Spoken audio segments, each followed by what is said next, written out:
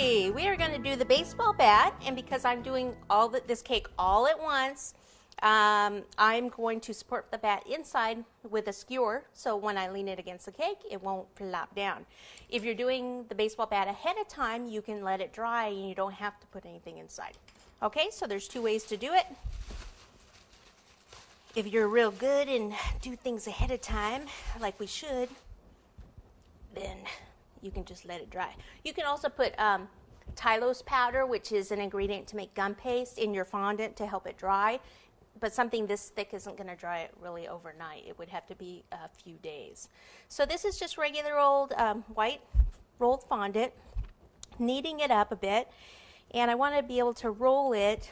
And when I roll it, I want to kind of do it a little at an angle so it's thicker one end, thinner the other end. Okay. And then the one side, I want to kind of make sure I get any of these little lines out. The back's not a problem because that's going to be up against the cake unless you're going to see all sides, but it's very doubtful that that would ever happen.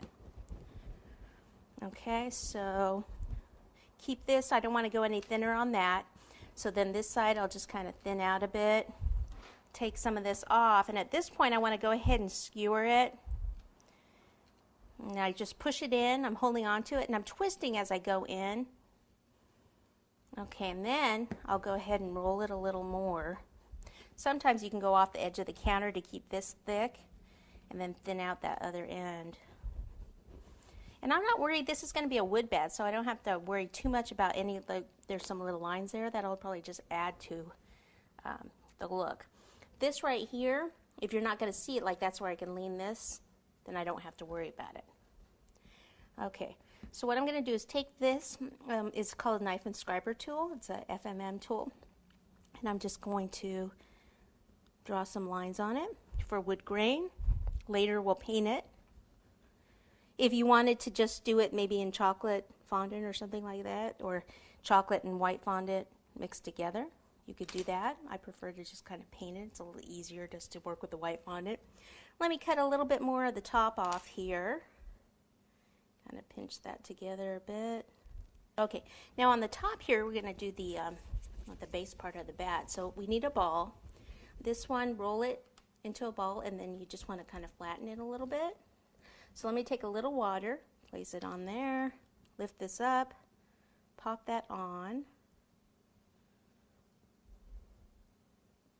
Then what we need to do is actually lean it somewhere, or you can have it off the edge of the counter like this, so that this doesn't flatten out on the bottom.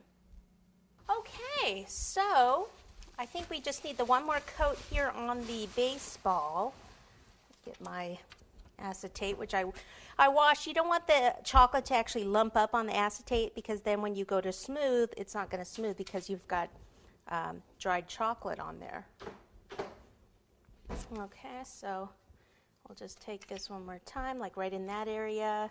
You know, obviously the ball's going to sit on the ground somewhere, so if you have one bad side, then that's where it's going to be sitting on the ground, right?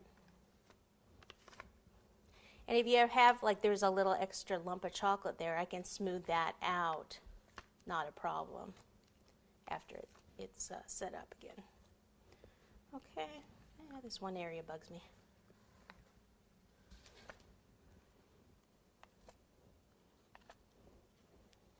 All right, so we'll let that set just one more time, then we can cover that with our fondant. But I think we should check and see if our cake's ready. I think it's been in the freezer for about 15 minutes already, so it should be set up. So let me get the fondant out of the way, get my buttercream back over here, and we'll continue.